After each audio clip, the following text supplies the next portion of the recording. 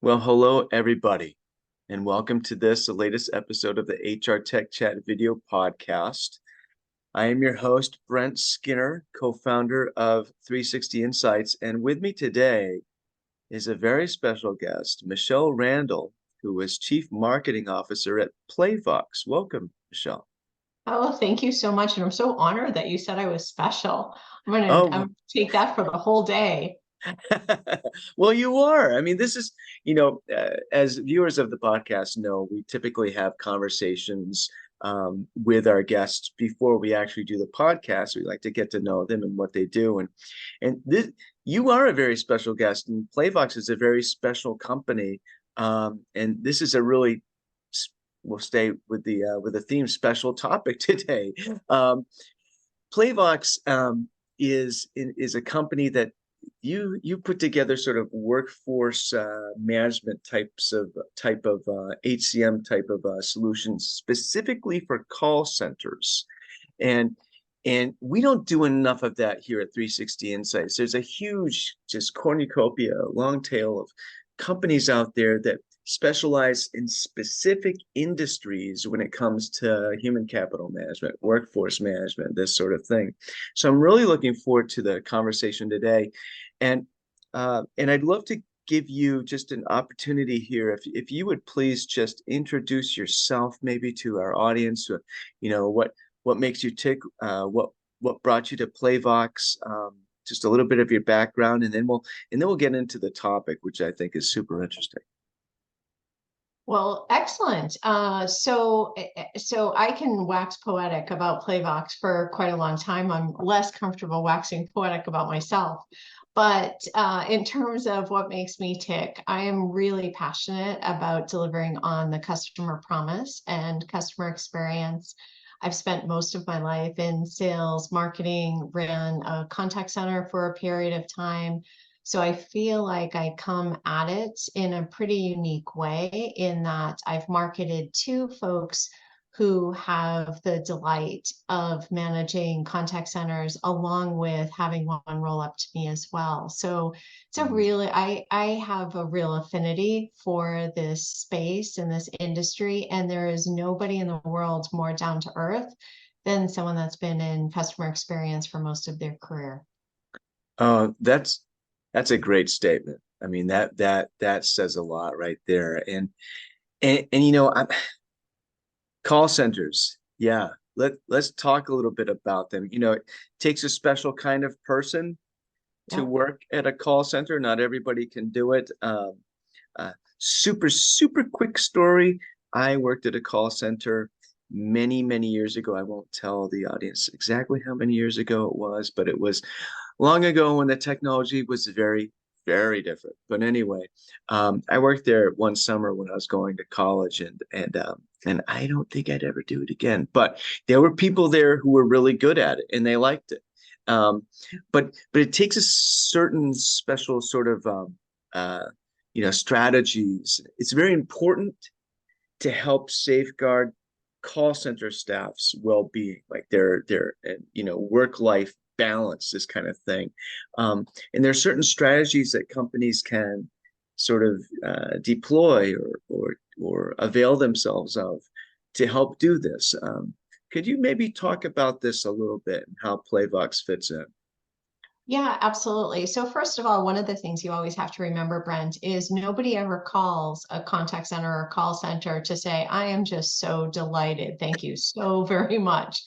So it really does take a unique personality to deal with customer issues and customer challenges day in, day out, no matter what. So where Playvox comes in is we really focus on employee engagement and empowerment. And we do that through our solutions, our workforce engagement solutions, which include workforce management, which you mentioned, and quality management. And Mhm. really, what we're trying to do is make sure that we optimize on a given agent's schedule preferences and things like that. But also, there's nothing worse than being an agent and not feeling prepared to answer increasingly complex questions, whether that is, over text or over social media, over email, etc. So our quality management solutions help provide that mentoring and coaching, and end up provides coaching for the agent.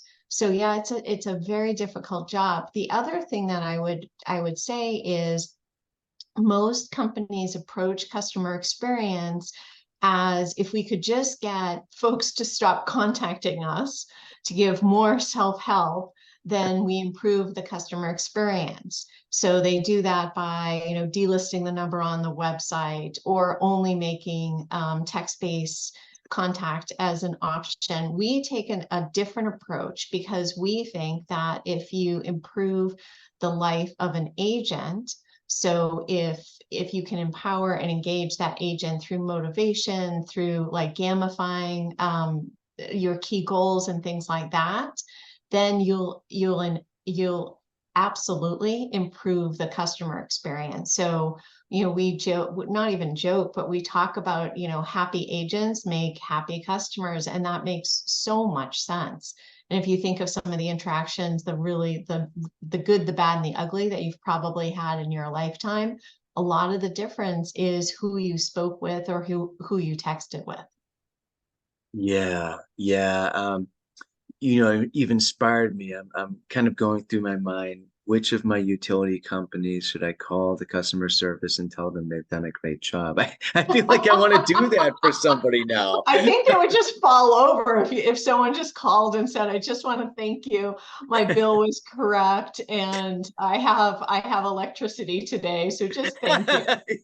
I'm so glad you brought up the electricity one, yeah, because that's something we talk about in HCM all the time. I've had these conversations with plenty of people. Nobody calls to say that, hey, thanks for the power came on today when I flipped the Yes, switch. Great job.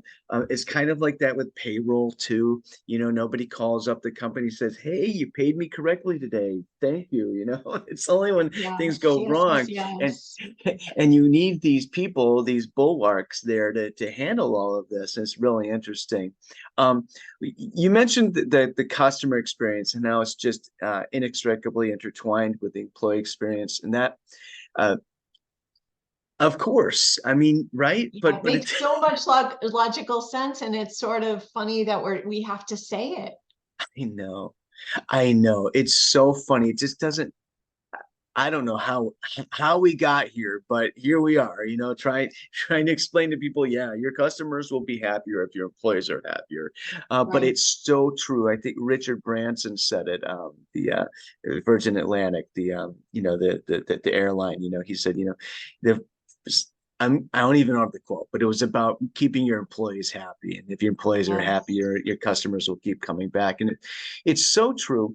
We talk about, Harvard Business Review wrote many years ago, about 20 years ago, they had a series of articles that came up with this concept of this idea concept called the service profit chain. It had to do with retailers and floor associates, brick and mortar kind of stuff. That's dating myself a little bit by saying brick and mortar, but in any event, you know, the more satisfied employees are in their job, or the more engaged they are, the better of a work experience it is, the better work-life balance they have, the more apt they are to treat the customers well and to go the extra mile, and then the customers will keep coming back. And it's one of these things that's very tough to show on a conventional accounting sheet. How do you show that in a formula in an accounting sheet? And I think it's because whereas we can measure what is a cost savings, we Right. can't measure a potential revenue windfall, right? Because you don't know how much it's going to be. So you can't just say it's going to be X amount, because you don't know how much it's going to be. And I think that's one of the things that kind of is a little bit frustrating, or difficult, or vexes people when they try to actually quantify this stuff. But it's absolutely true. And maybe you could go into a little bit more about what that looks like in practice, because a lot of Mhm. people they uh, forgive me as I pontificate just a little bit more here, but to set it up a little bit more, right? It's one thing to understand that the customer experience hinges on the employee experience, but how do you actually combine the two? How do you treat them as one? That, to me, is the real key? So a couple of things. So one, I would challenge you on your statement about, hey, we don't really have metrics to manage if one Mm, leads to another. Because I would say if you have an outstanding customer experience, you'll see an increase in share of market, and mm, sorry, in market share or in share of wallet. So if you spend X amount with a company today and you have a terrific service with them, obviously you're going to continue to spend more, buy more products. You can also look at, in the agent world, what does attrition look like or retention look like? mm, So in the contact center world, I mean, most contact centers are revolving doors. It's a hard job, and folks are, not easy to retain because it is such a hard job. And a lot of times they're hiring 40% of their staff every single year. So then when you think about it, like if you're going through that kind of change, you also have to make sure, well, how am I mentoring folks that are coming on board? How am I getting them up to speed easily? How am I scheduling them to account for one person does social media really well, but one person is much better on the phones? So I would mhm. say there are things that you can measure to see if you have indeed happy employees, and those lead to better customer experiences. And then in terms of your question of like, how do you link the two, or what are some of the things that you can do for your agents?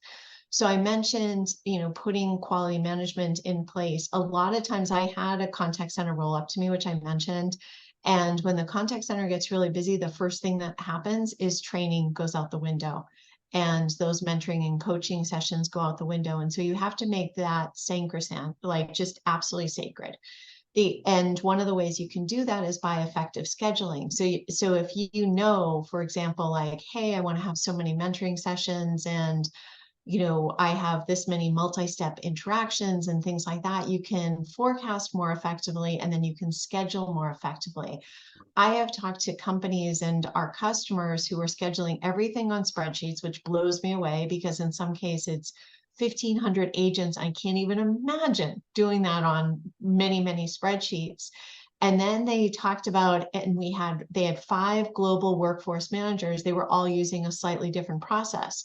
No surprise, one of the levers that you have when you have agent happiness is their schedule. Like, is their schedule right? Did you accommodate that Brent needs to leave every Wednesday at 3 o'clock to see his kid's soccer game, and Michelle needs to leave every Friday at 1 o'clock for a parent teacher conference?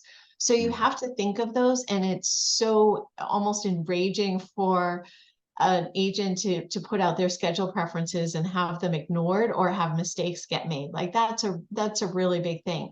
The other thing you can do is you can tie your KPIs to motivation and to the agent metrics so they can have a part of the bigger picture. So Mm, if, for example, you want first contact resolution to go up every time that a particular agent or set of agents or team has a 90% first contact resolution, then you celebrate that and you do it through a reward. You can do gift cards. You can do like, hey, we have a karma store, so you can send good karma and points like that. So you can do a lot of things to engage your employee population and making sure that the company goals and objectives also roll down to the agents and they know that they're part of that bigger picture.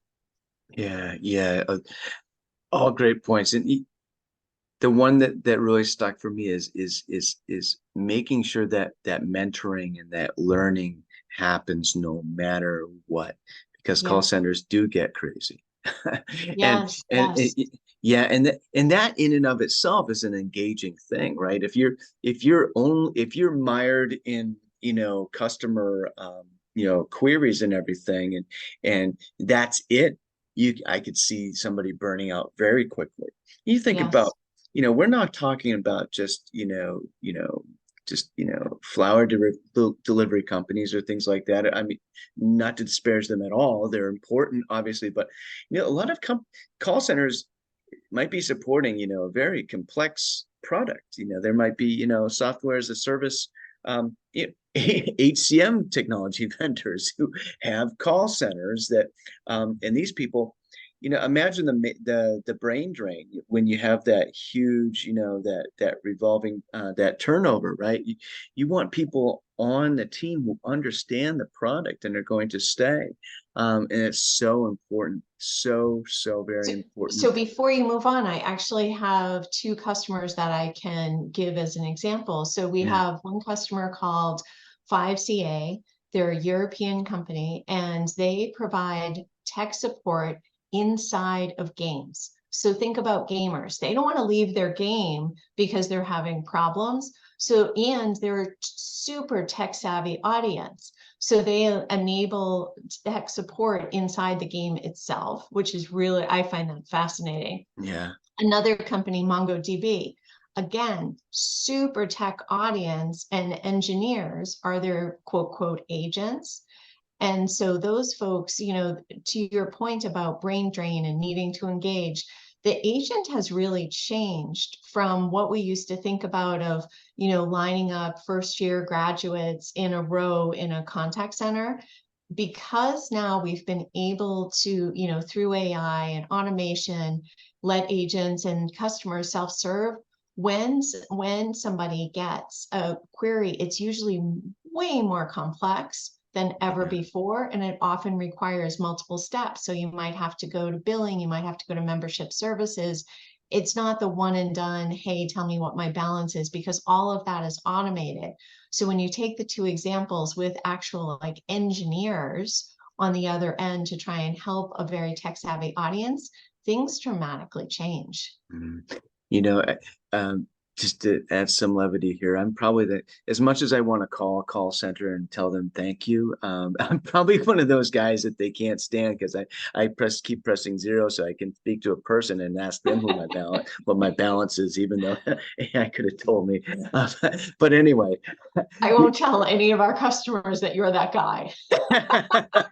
well, this podcast will be viewed by many. So in any event, um, we talked about change, and I think this is a nice pivot or segue here because um, one of these days we'll stop talking about the ramifications or the long shadow of that the pandemic cast, but right now we're very much in that shadow still.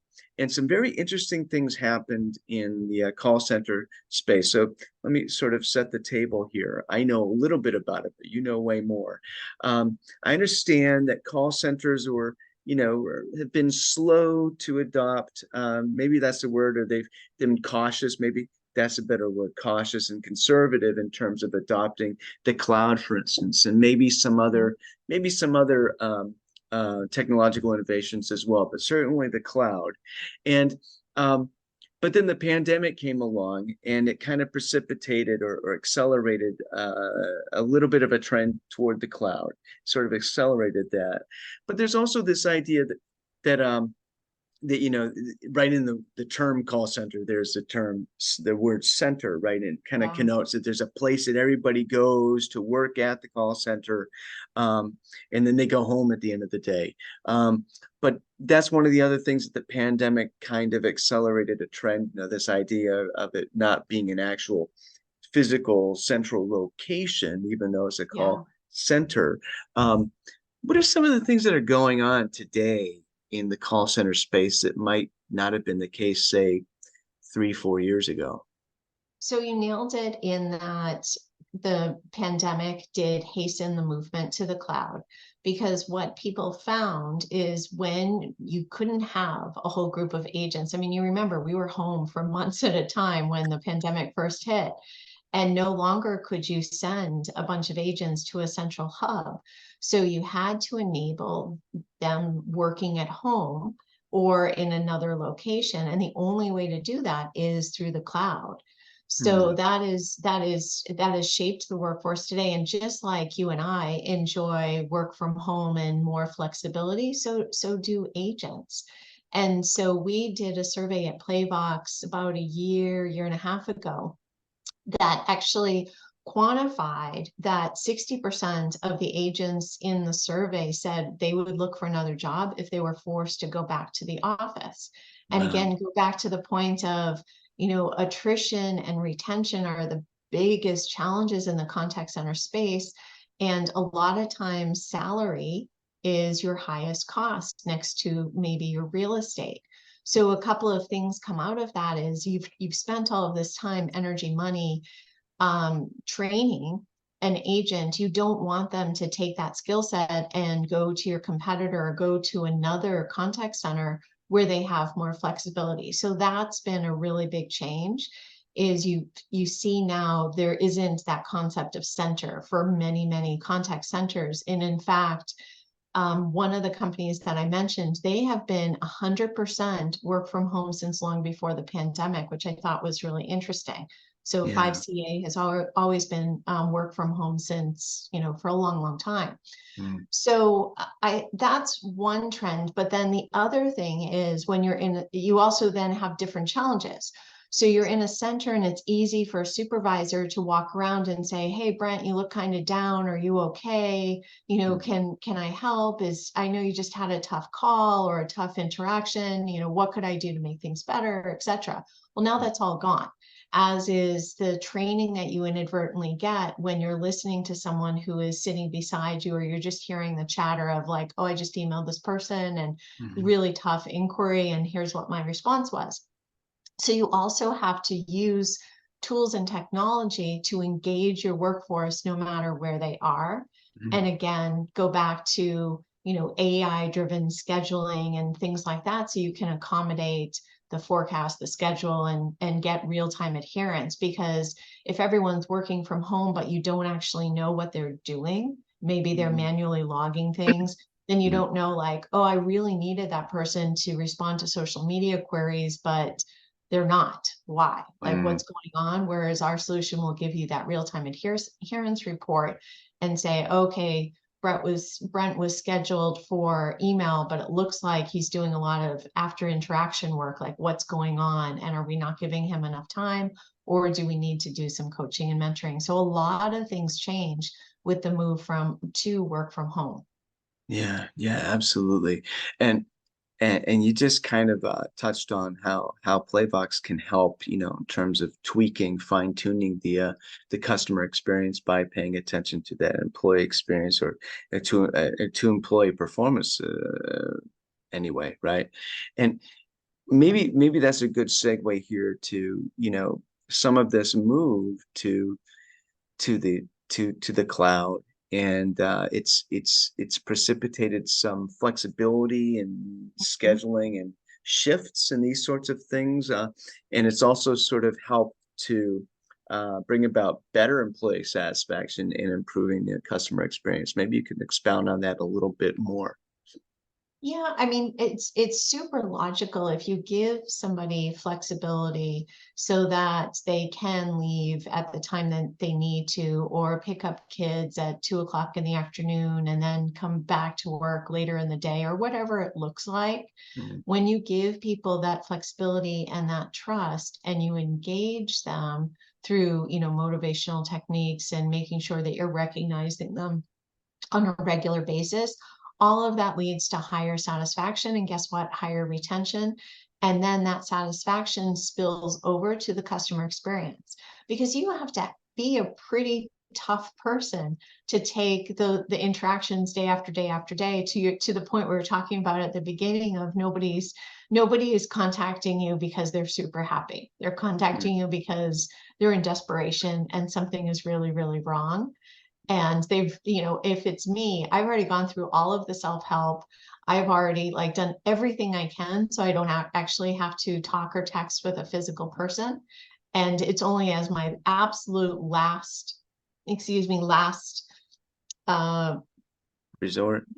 yes, last resort. Thank you for that, that I will actually reach out to a contact center. So the more that you can do to make their lives better, the better customer experience they are empowered to deliver. Yeah, yeah, absolutely. Where do you think this?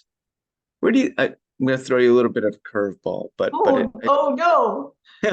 well, I think you'd be fine. Uh, where do you think this industry is going in terms of, where do you think call centers are going? It's a big question. You can focus on maybe just a Yeah. couple of things, but especially, as it relates to what Playvox does. Yeah, so that's a great question. And, thankfully I am prepared for it.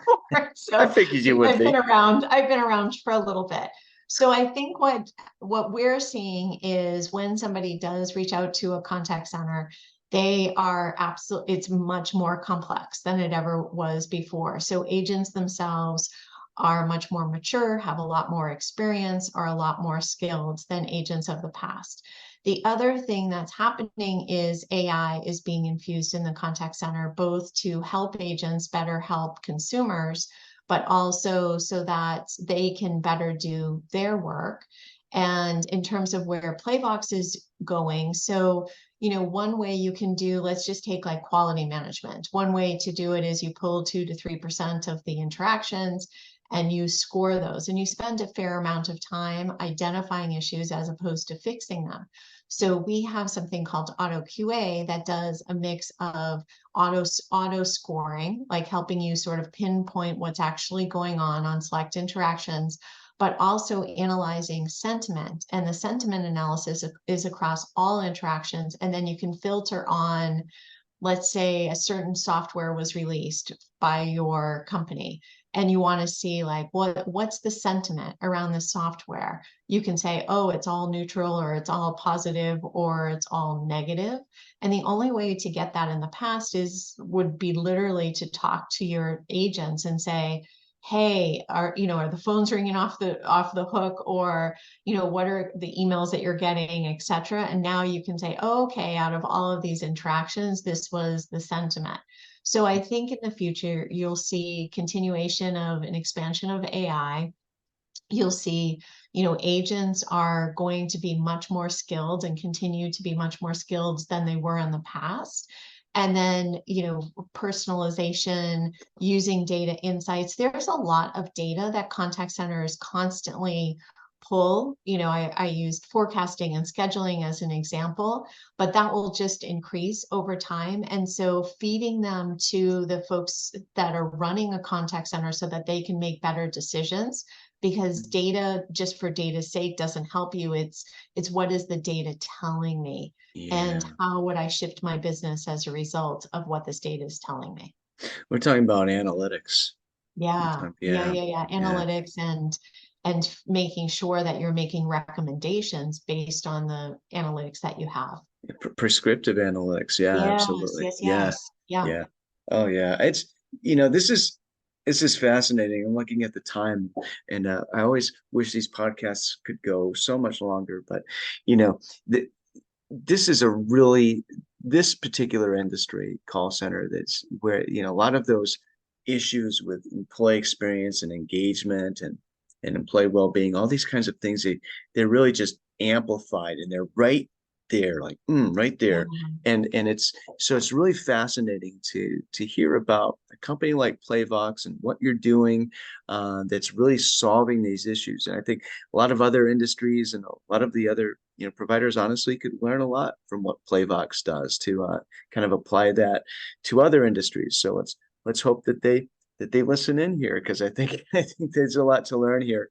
Um, thank you so much. Thank you so much for joining us, Michelle. It's been an absolute pleasure. An absolute delight for me as well. Thank you for inviting me.